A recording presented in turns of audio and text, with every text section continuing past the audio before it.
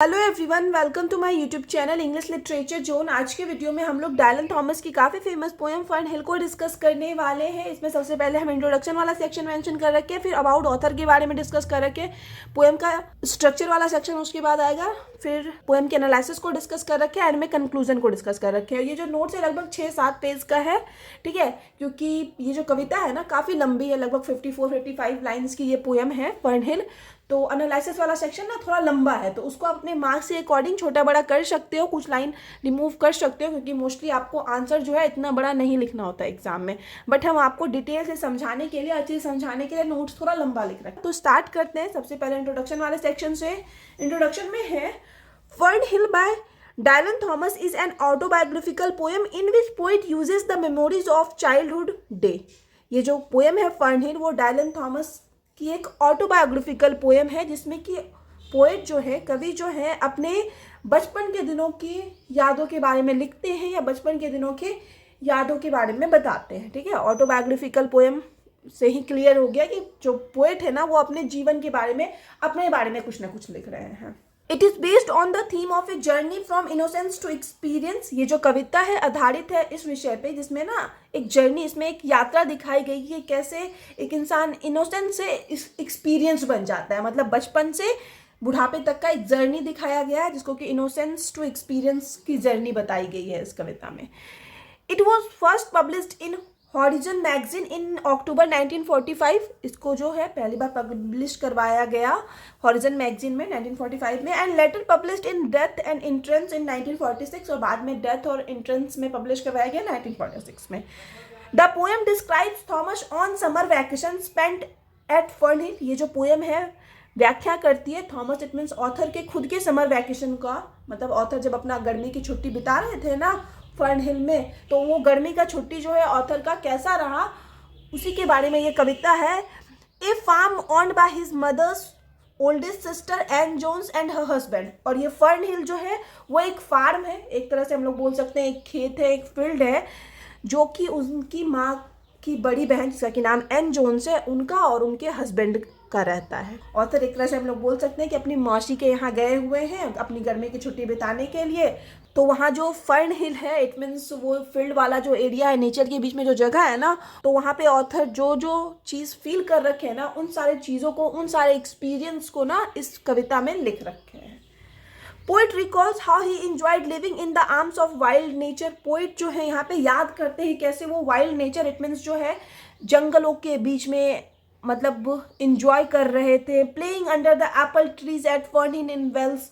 Wales में जो fern हिल है वहाँ पे कैसे वो एप्पल ट्रीज, इट मीन्स सेब के पेड़ के नीचे खेलते थे ना, ये सारी चीज़ों को इस कविता के माध्यम से पोइट याद करते हैं। It has been compare to William Wordsworth's nature poetry. और इस कविता को, डायलन थॉमस की पोएम फर्न हिल को ना विलियम वर्ड्सवर्थ के नेचर पोइट्री से कंपेयर किया जाता है। नेक्स्ट जो हम लोग का सेक्शन है अबाउट पोइट वाला सेक्शन है। आप लोग के सिलेबस में अगर ये वाली कविता है तो ऑथर के बारे में, मीन्स पोइट के बारे में भी आप लोग को थोड़ा बहुत पता होना चाहिए।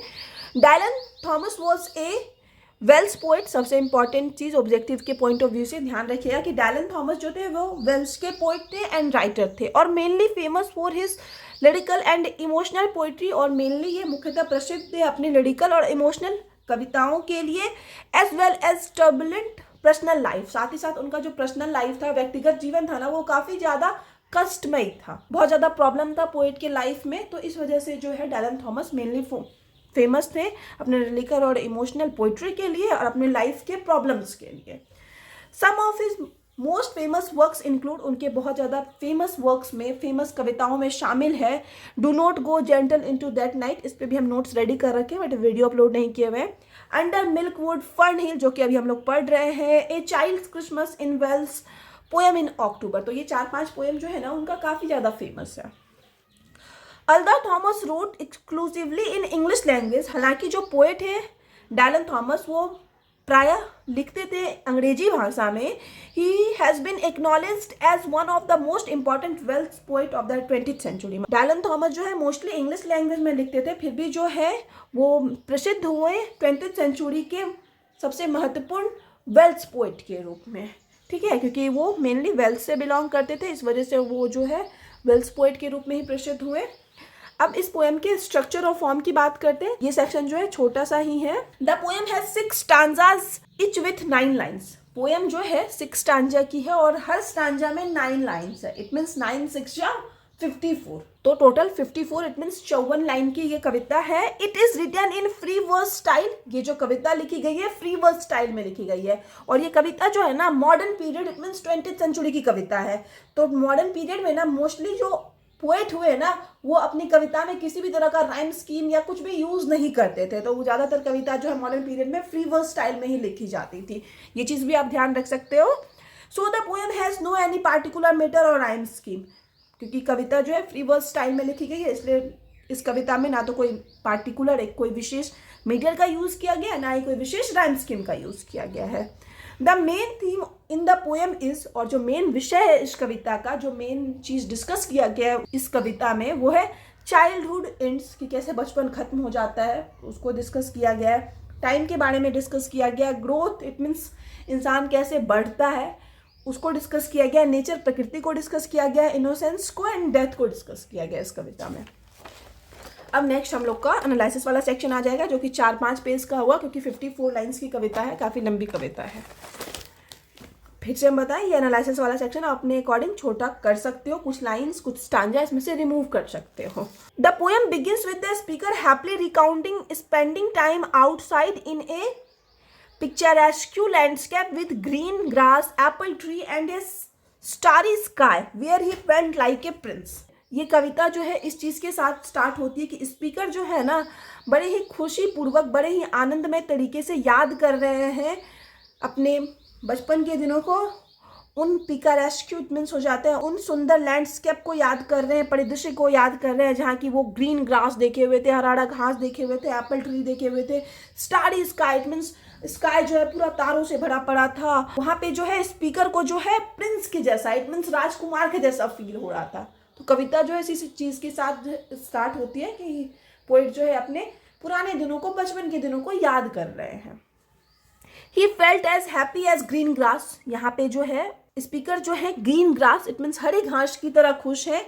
The word green grass is associated with youth, और यहाँ पे जो ग्रीन ग्रास वर्ड है ना वो संबंधित है यूथ, इट मीन्स युवा अवस्था से। Innocence and naivety, it means हो जाता है भोलेपन से। The child had no worries and no care. सबको पता है कि बच्चा जो होता है उसको ना तो कोई वरी, इट मीन्स ना ही कोई चिंताएं होती है, ना ही कोई केयर होता है।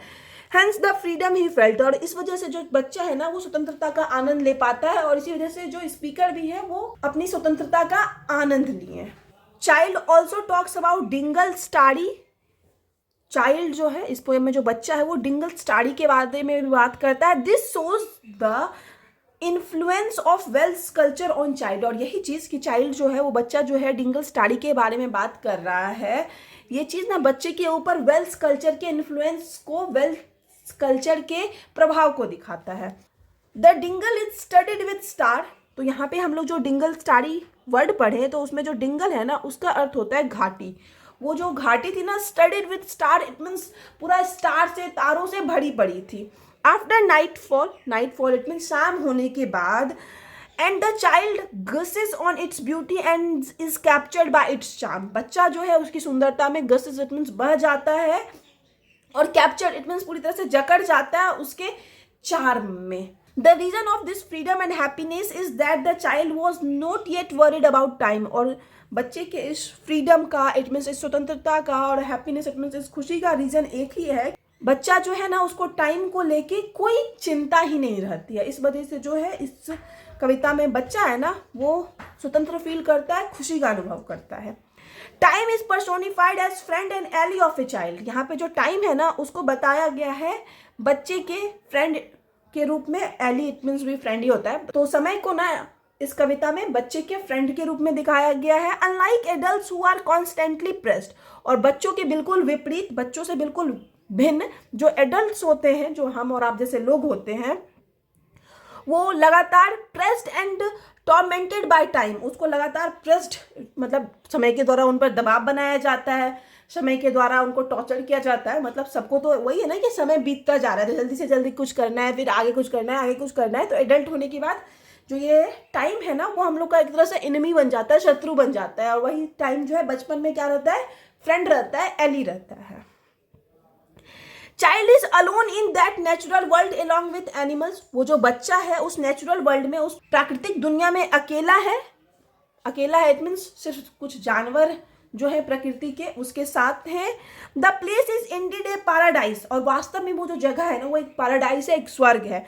And the child felt like he was a Prince, और बच्चा को ऐसा अनुभव होता है जैसे कि उस पैराडाइज का, उस स्वर्ग का ना बच्चा जो है वो प्रिंस है, राजकुमार है। And A Lord ruling paradise, या फिर एक ऐसा लॉर्ड है, राजा है जो कि शासन कर रहा है उस पैराडाइज पे।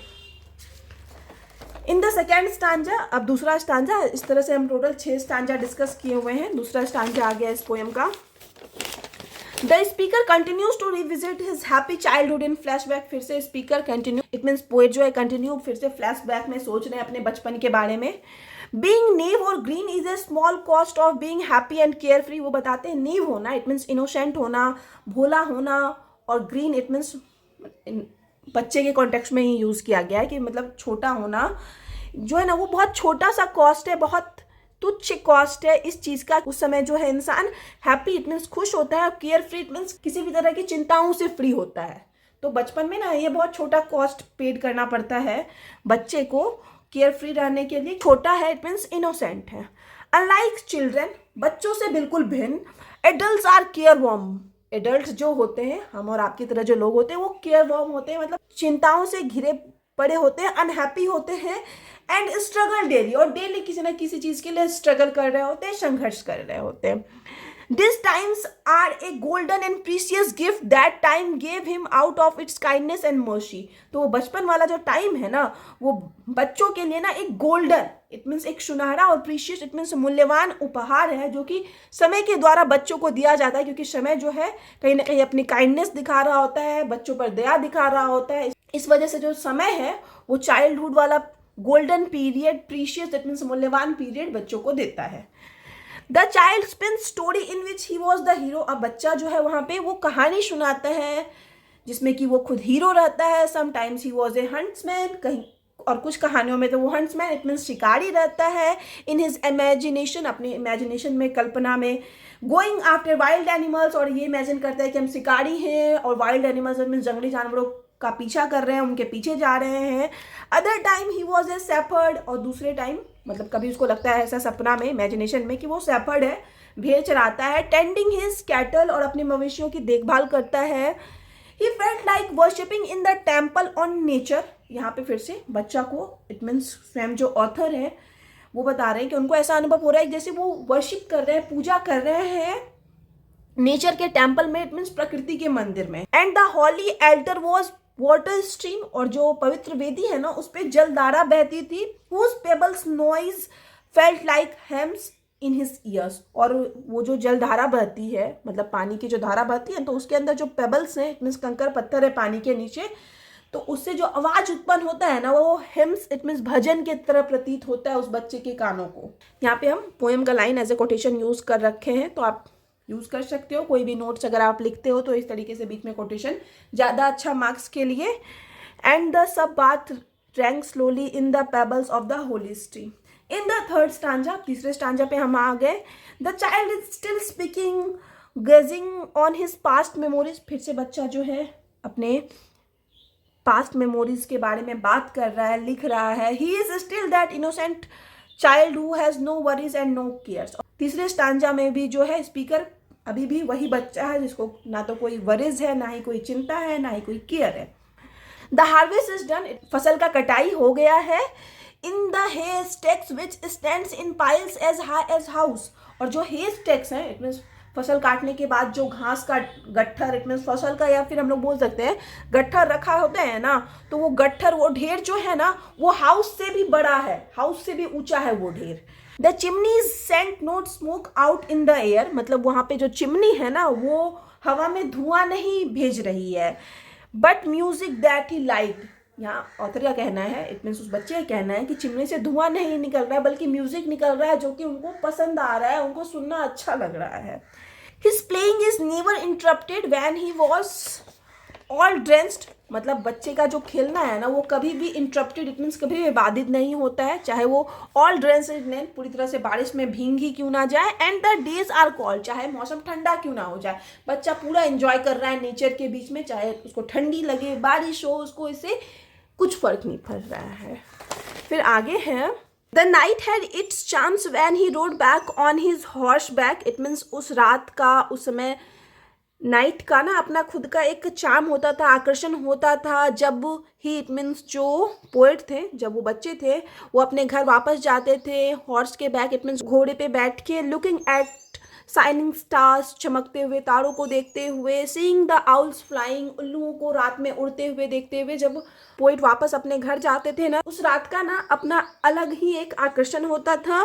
इन the moonlit nights he could hear the singing of birds like the nightjars which made of the stubble their homes, और उसी चांदनी रात में जो है ना पोइट को सुनाई देता है कुछ बर्ड्स का, इट मीन्स हम लोग बोल सकते हैं नाइट जार्स, इट मीन्स हो जाता है कि बर्ड्स चिड़िया टाइप का जो आवाज़ निकालते हैं कुछ कीड़े ना, तो उनका ना आवाज़ सुनाई देता है ऑथर को, जो कि ना स्टबल को, इट मीन्स जहाँ घोड़े रहते थे ना उसको अपना घर बना चुके थे, मतलब स्टबल में ढेर सारे कीड़े रहते थे और वो जो है रात में बिल्कुल पक्षियों की तरह आवाज़ निकाल रहे होते थे।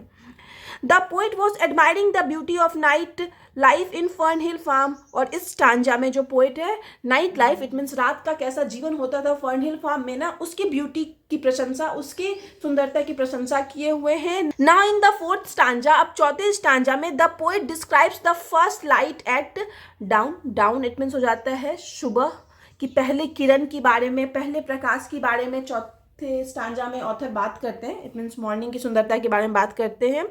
The due has settled on leaves and ground, poet बताते हैं कि जो ड्यू है, इट मीन्स ओस की जो बूंदे हैं वो पत्तियों पर है, ग्राउंड पे है, इट मीन्स जमीन पे है ओस की बूंदे। The cock was crowing announcing the beginning of the day, और जो कॉक है, इट मीन्स मुर्गा है ना, वो क्रो कर रहा है, इट मीन्स बांग दे रहा है, ये चीज़ अनाउंस कर रहा है कि सुबह हो चुका है, दिन स्टार्ट हो चुका है। The poet continues to admire the beauty of the farm, और इस तरह से पोइट जो है कंटिन्यू लगातार उस फार्म की सुंदरता की प्रशंसा करते हुए, उस फार्म के सुंदरता के बारे में बात करते हुए आगे बढ़ते हैं। He feels like this place the garden of Eden, it means यहाँ पे ऑथर को ना वो प्लेस जो है, वो फार्म जो है, फर्न हिल वाला जो फार्म है ना, वो गार्डन ऑफ इडन की तरह लगता है। गार्डन ऑफ इडन जिसके बारे में हम लोग जॉन मिल्टन के वर्क पैराडाइज लॉस्ट में डिटेल में पढ़ते हैं, तो यहाँ पे ऑथर जो है उस फार्म का कंपैरिजन गार्डन ऑफ इडन से किए हुए हैं। And there must be Adam and Eve, फिर पोइट आगे ये भी बोलते हैं कि अगर ये गार्डन ऑफ इडन है तो यहाँ पे कंफर्म जो है एडम और ईव भी होंगे, द फर्स्ट टू ह्यूमंस, पहले दो मानव लिविंग इन द फार्म, जो कि पहली बार इस फार्म में रहे हों। फिर से यहाँ पोएम का लाइन ही मेंशन कर रखे हैं, it was all shining, it was Adam and maiden, the sun rises up in the sky, चौथे स्टांजा में ही पोइट बताते हैं कि सन जो है पूरा मतलब आकाश में निकल चुका है। It feels as if the entire landscape is a temple in which nature is worshipped, और ऐसा अनुभव हो रहा है कि पूरा लैंडस्केप जो है, पूरा वो जो दृश्य है ना, वो एक टेम्पल है, वो एक मंदिर है जिसमें कि प्रकृति की पूजा होती है।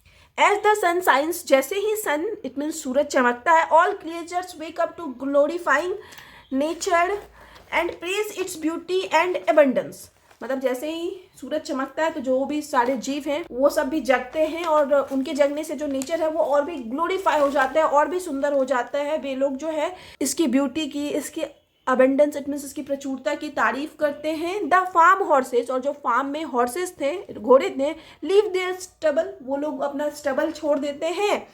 With the birth of light, जैसे लाइट का बर्थ होता है, इट मीन्स जैसे ही सूर्य निकलता है, and go to the fields, और सारे घोड़े जो है फील्ड चले जाते हैं। इन द फिफ्थ स्टांजा, पांचवें स्टांजा में, the voice of the child speaker is heard as he was carefree and innocent, फिर से पांचवें स्टांजा में ऐसा ही प्रतीत हो रहा है कि ऑथर फिर से अपने बचपन में ही है, अपने बचपन के बारे में ही डिस्कस कर रहे हैं। Enjoying the life of no worry and no fear, और इंजॉय कर रहे हैं अपना लाइफ जिसमें ना कोई चिंता है ना कोई डर है। He felt as if the foxes, pheasants and other animals were his friends, then they loved him. यहाँ पे पोइट बोलते हैं कि अगर जो वहाँ पे फॉक्सेस हैं और जो फेजेंट इट मीन्स जो तितर हैं, वो सारे जानवर भी पोइट से प्यार करते, and honoured among foxes and pheasant, और पोइट को लगता है कि उनको सम्मान भी दिया जाता फॉक्सेस और फेजेंट इट मीन्स तीतरों के द्वारा। तीतर एक तरह का पक्षी होता है। He continues to recall how heedless he was as a child, तो यहाँ पे पोएट जो है 5वें स्टांजा में कंटिन्यू याद करते रहते हैं कि बचपन में जब वो बच्चे थे तो कितने हेडलेस थे, कि कैसे उनको किसी भी चीज़ का बोध नहीं था, and how the farm gave him all that he needed and made him feel complete, और कैसे वो छोटा सा फार्म जो है वो सारा कुछ उनको दे देता था, जो भी उनको चाहिए होता था, जो भी उनकी ज़रूरत थी, और जिससे उनको कंप्लीट फील होता था। Now in the 6th stanza, अब 6th स्टांजा में, इट मीन्स इस पोएम के सबसे आखिरी स्टांजा में, व्हेन स्पीकर वेक्स अप, जब स्पीकर जगते हैं, इट मीन्स पोएट खुद जगते हैं, he is no longer that carefree child, तो अब वो जो है वो केयर फ्री बच्चे नहीं रहे।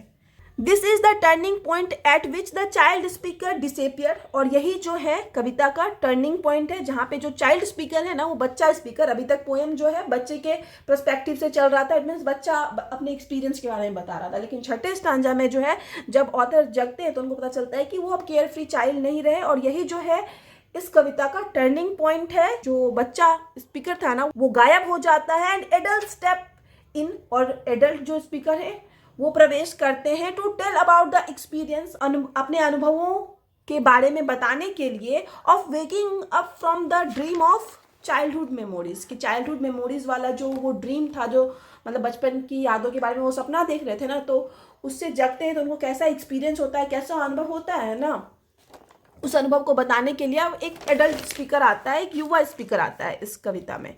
डीप इनसाइड, इट मीन्स कहीं ना कहीं अपने अंदर से, आंतरिक मन से, he feels he is still that green naive child, मतलब फिर से यहाँ पे पोएट को लगता है अपने अंदर से, आंतरिक रूप से अभी भी वो छोटे भोले बच्चे हैं, yearning to relive his childhood's pleasure, और फिर से जो है वो अपना चाइल्डहुड प्लेजर, इट मीन्स बचपन का जो वो आनंद है ना, बचपन की जो खुशी है ना, उसको दोबारा जीना चाहते हैं। But he is no longer that child, लेकिन अब जो है ऑथर वो बच्चे नहीं हैं, as he lost his freedom, जैसे कि वो अपना फ्रीडम, इट मीन स्वतंत्रता खो चुके हैं, and is now burden with worries and cares, और पूरा बर्डन, इट मीन्स बोझ के तले दब चुके हैं, वरीज के, इट मीन्स चिंताओं के बोझ के तले, केयर्स, इट मीन्स बहुत सारा चीज़, मतलब होता है ना, ध्यान रखना पड़ता है, इन सारे चिंताओं के तले ना पोएट को ऐसा लगता है कि वो अब दब चुके हैं। Time and experience has put him in bonds, और टाइम इट मीन्स समय, और एक्सपीरियंस इट मीन्स अनुभव जो है ना वो उनको बंधन में बांध देता है, and he is their prisoner, और पोएट जो है ना अब टाइम के और एक्सपीरियंस के प्रिजनर, इट मीन्स कैदी बन चुके हैं। The lightness, ease and joys of the days of innocence are gone forever, मतलब वो जो लाइटनेस, हल्कापन था, ईज था, और वो इनोसेंस के दिनों का, बचपन के दिनों का जो वो खुशी थी ना वो हमेशा के लिए अब जा चुकी है। गॉन फॉर एवर मतलब हमेशा के लिए जा चुकी है, एंड नेवर टू रिटर्न, और कभी भी वापस नहीं आने वाली है। यहाँ पे एनालिसिस वाला पोएम का सेक्शन खत्म हो जाता है, लेकिन यहाँ पे हम ना पोएम का कुछ लाइन मेंशन किए हुए, सबसे आखिरी का जो 2 लाइन था ना वो मेंशन किए हुए एज ए कोटेशन, क्योंकि काफ़ी इंपॉर्टेंट लाइन था, तो इधर हम लिख रखे हैं, इसको हम बाद में मेंशन किए हुए। आप एंड में ये लाइन मेंशन कर लेना नोट्स में। Time held me green and dying, though I sang in my chains like the sea, तो खत्म हो गया। इसके बाद एनालिसिस वाला सेक्शन पूरी तरह से। अब हम लोग का कंक्लूजन वाला सेक्शन आएगा। दस द पोएम फर्नहिल, इस तरह से जो है हम लोग की जो कविता है Fernhill suggest that childhood is the best time of life, ये हम लोग को बताती है कि जो चाइल्डहुड है ना, जो बचपन है ना, वो बेस्ट टाइम होता है जीवन का। स्पीकर ऑफ दिस पोएम, इस पोएम का जो स्पीकर है, यूजेज हिज चाइल्डहुड मेमोरीज, वो अपने बचपन की मेमोरीज को, बचपन की यादों का यूज करते हैं, उपयोग करते हैं, to explore the theme of journey from innocence to experience, मतलब अपना जो उनका जो जर्नी रहा है इनोसेंस से लेकर एक्सपीरियंस तक का, उस जर्नी वाले विषय को एक्सप्लोर करने के लिए, उस जर्नी वाले विषय को हाईलाइट करने के लिए हम लोग स्पीकर जो है अपने चाइल्डहुड मेमोरीज का यूज़ करते हैं इस कविता में। तो यहाँ पे जो है हम लोग का नोट्स वाला सेक्शन खत्म हो गया। वीडियो अगर आपको अच्छा लगा, आपके लिए हेल्पफुल है, तो आप लोग वीडियो को लाइक करना, चैनल को सब्सक्राइब करना और कमेंट करके बताना कि वीडियो आपको कैसा लगा। आप लोग को पता होगा कि 1 मई से हम सारे टॉपिक का PDF पेड कर दिए हैं और एक टॉपिक के PDF का प्राइस 30 रुपीज़ है। तो ये वाले भी नोट्स का अगर आप लोग को PDF चाहिए होगा तो आपको 30 रुपीज़ पेड करना होगा। तो पेड PDF के लिए आप हमको टेलीग्राम पे या फिर इंस्टाग्राम पे मैसेज कर सकते हो, और एक हम लोग का टेलीग्राम ग्रुप भी है, आप वहाँ भी ज्वाइन कर सकते हो। पेड PDF के लिए टेलीग्राम या फिर इंस्टाग्राम का लिंक और टेलीग्राम ग्रुप का लिंक, वो तीनों आपको इस वीडियो के डिस्क्रिप्शन बॉक्स में या फिर चैनल के अबाउट वाले सेक्शन में मिल जाएगा। मिलते हैं नेक्स्ट वीडियो में नेक्स्ट टॉपिक के साथ।